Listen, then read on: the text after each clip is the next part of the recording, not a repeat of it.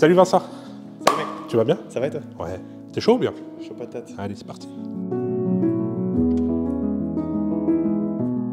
Je m'appelle Vincent Praplan, j'ai 28 ans, je suis originaire du Valais et c'est ma première saison ici à Genève cette année. Arnaud Jacquemet, c'est ton cousin. Et il m'a raconté un petit truc qui est assez marrant. Il paraît que quand vous fêtiez Noël, quand vous étiez gamin, Je sais déjà où ça va. il paraît que juste avant les cadeaux, tu devais chanter et que tu adorais ça. C'est vrai? C'est vrai que je devais chanter, je détestais ça.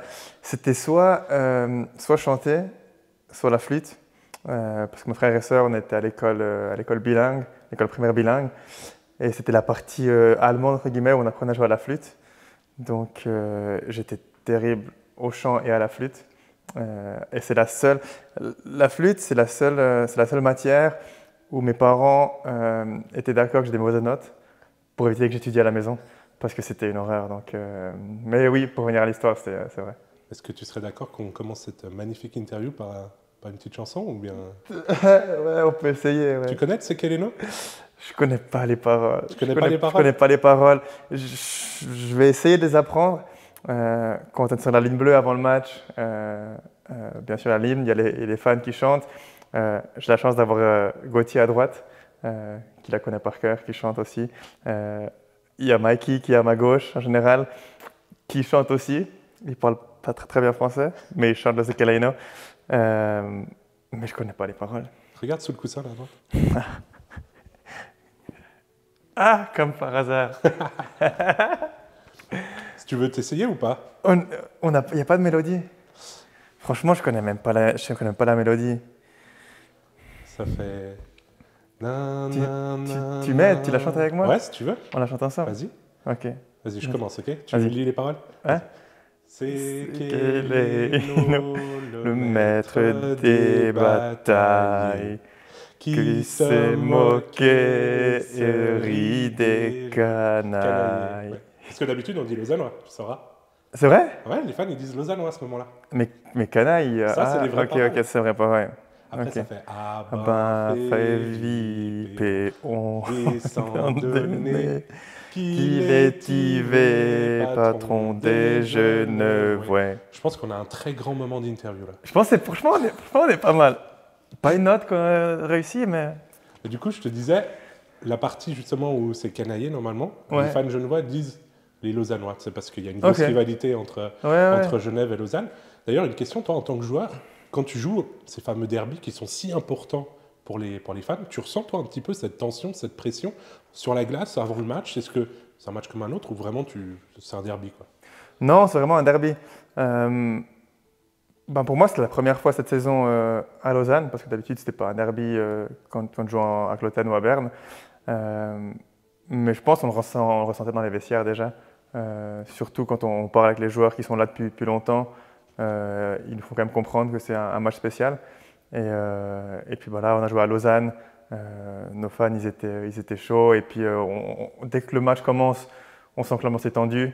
Je dirais même à Lausanne, on s'échauffait et le mur lausannois, il était plein. Et ils chantaient des chansons aussi à notre égard. Donc non, avant le match, on est déjà bien au courant que ça va être chaud.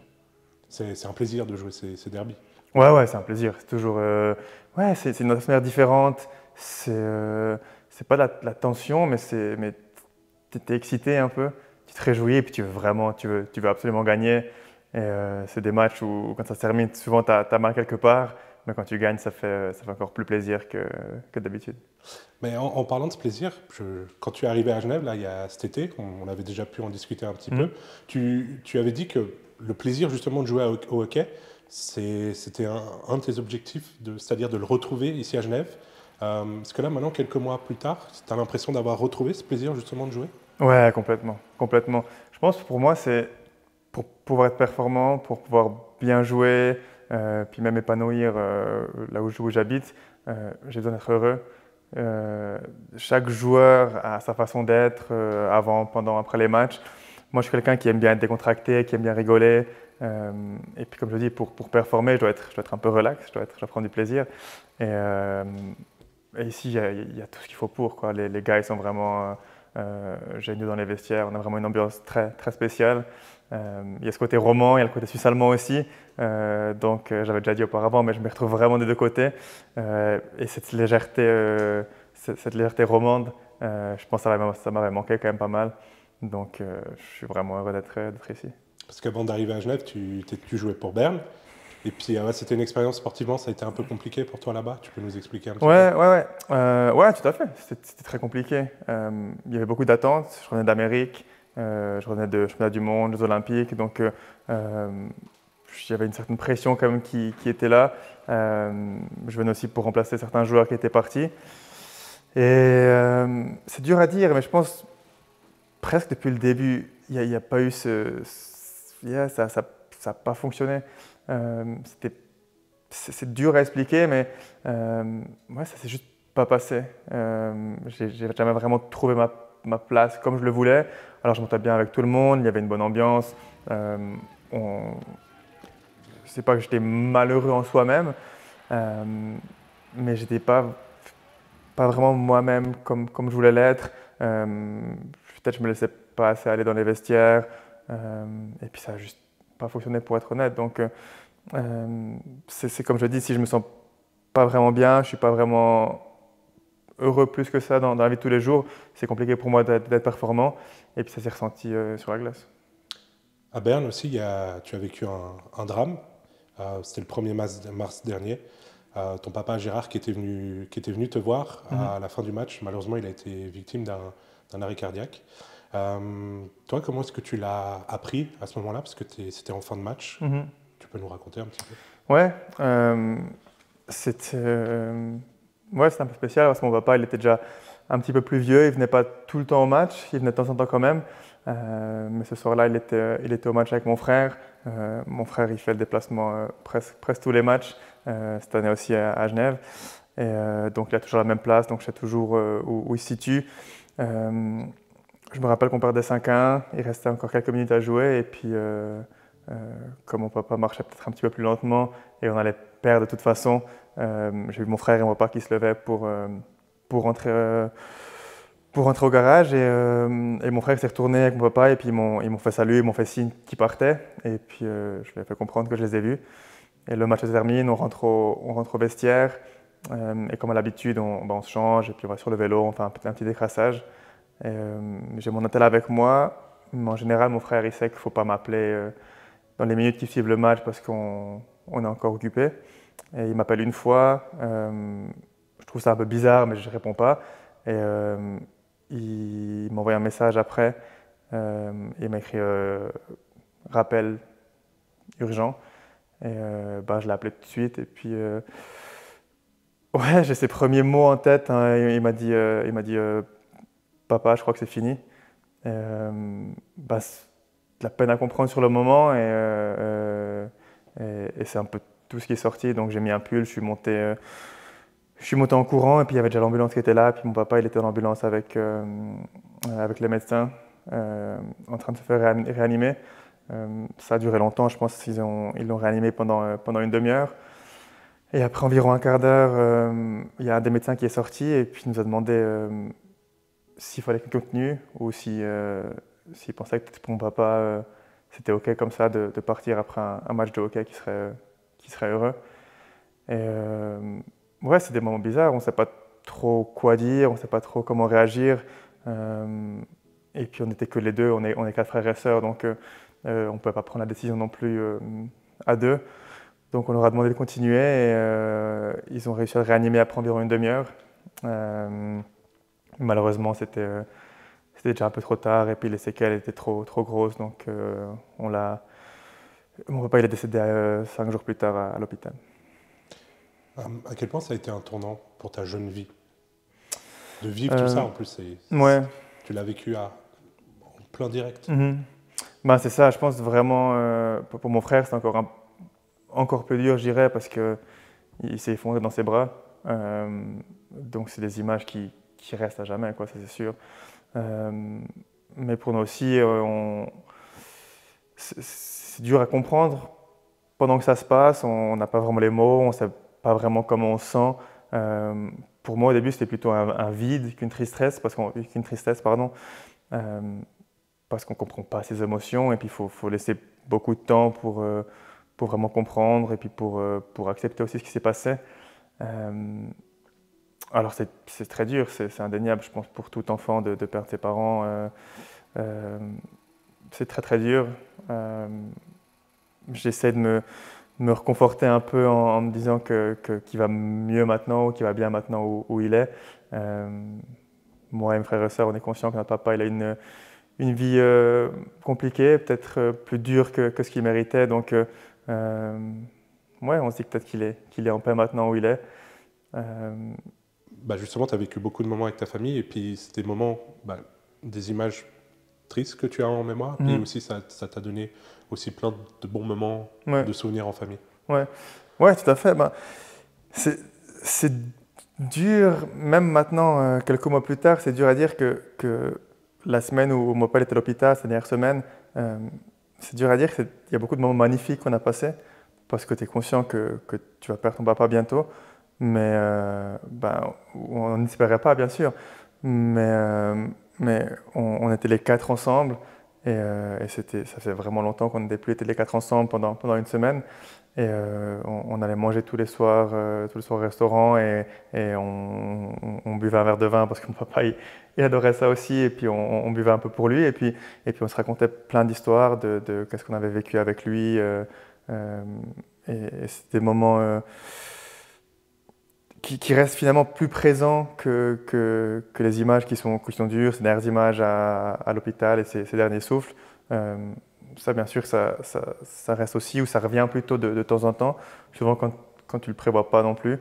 Mais c'est vraiment ces moments qu'on a passés ensemble, les 4. J'avais un petit appartement à Berne, et puis on était les 4 chez moi, on était les 4 sur des matelas couchés par terre. Et c'est comme quand on avait 5, 10, 15 ans, et on était les 4 à côté, et puis on avait notre maman qui était là aussi avec nous. Donc je pense, ouais, dans la vie, malheureusement, c'est souvent comme ça. C'est quand tu perds quelqu'un, ou quand un drame se passe, que tu te rapproches avec tes frères et sœurs, ou avec les gens qui sont proches. Et malheureusement, c'était un peu comme ça chez nous aussi. Alors on est proches quand même aussi, mais ouais, on n'a pas l'habitude de passer autant de moments ensemble, ou vraiment les 4 ensemble. Donc ça nous a vraiment quand même beaucoup ressoudés. Et puis c'est des moments qu'on va garder à jamais entre nous, c'est sûr.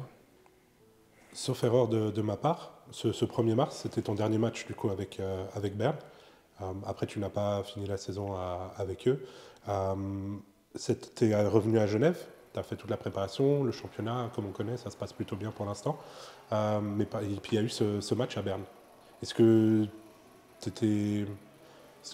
ça t'a mis un peu de pression? Est-ce que tu avais peur un peu de ta réaction? Peut-être c'était un peu dur émotionnellement. Le fait de retourner justement dans cette patinoire, que du coup, du jour au lendemain, tu as dû pas quitter un peu comme ça, mais...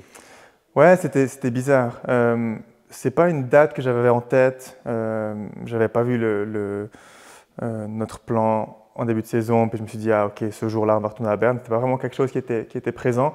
Mais en début de semaine, j'ai eu quelques demandes d'interview pour parler de ça. Donc plus j'en parlais, plus on s'en rapprochait, plus les derniers moments qu'on a passés ensemble étaient présents, plus ils revenaient. Pour mon frère aussi, c'était un peu compliqué. Donc ouais, plus je me rapprochais de ce match, plus j'étais un peu anxieux, je pense, je dirais. Et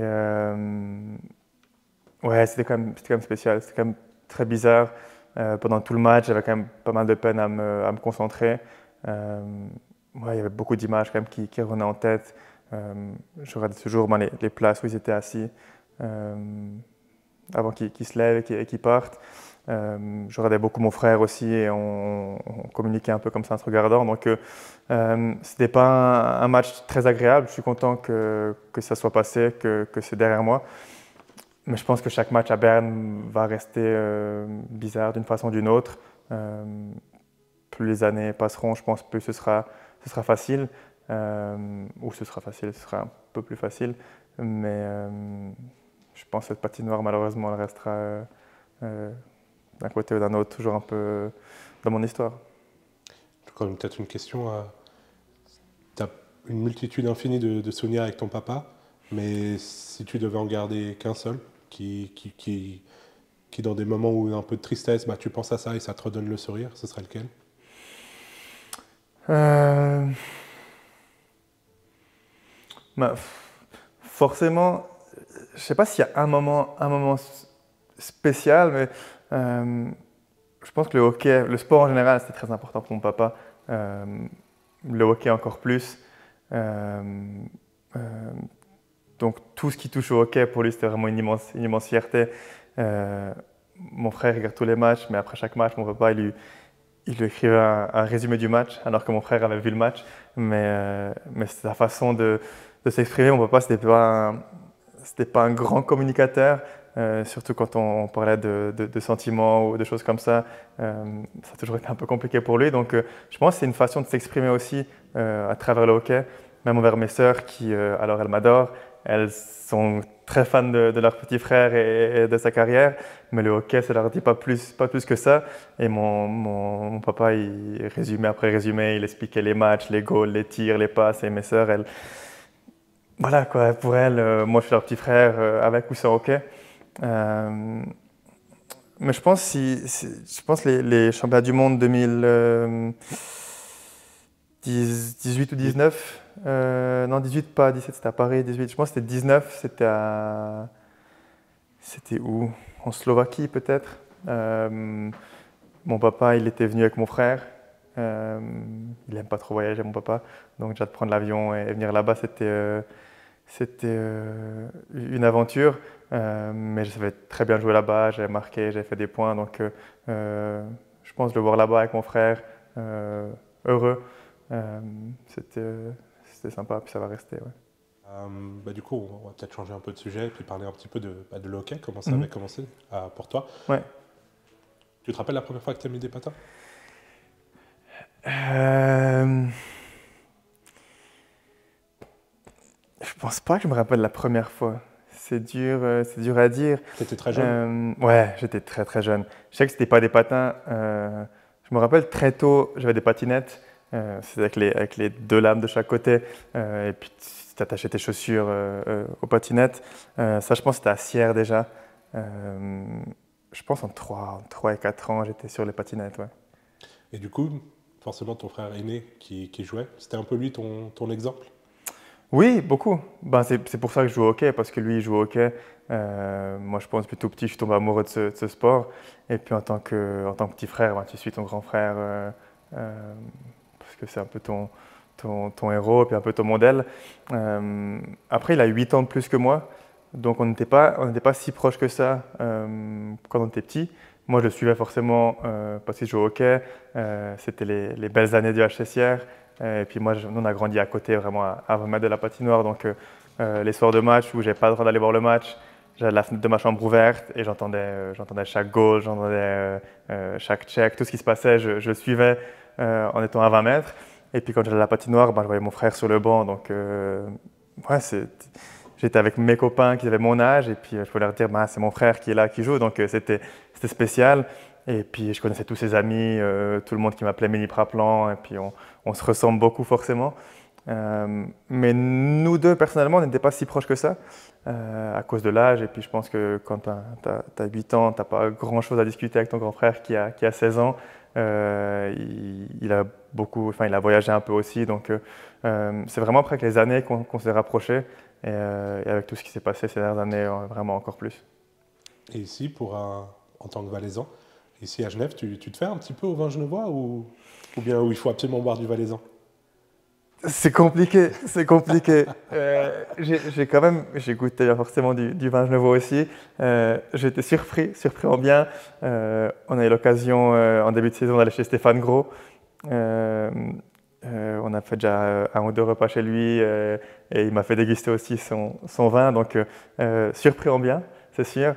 Par contre, quand je rentre en Valais, ça je le dis pas, ça, je dis que c'est le vin valaisan et puis c'est tout. En discutant aussi un peu avec tous tes coéquipiers, ceux qui te connaissent très bien, euh, disons que tu l'as dit toi aussi, tu aimes bien pas te prendre la tête, faire un peu la fête également. Je sais que tu as une chouette histoire à nous raconter à propos de ton tatouage que tu as au poignet, si tu peux nous le montrer d'ailleurs. Ouais, mon petit éléphant. Qu'est-ce qui s'est passé pour que tu arrives à avoir un éléphant sur ton poignet?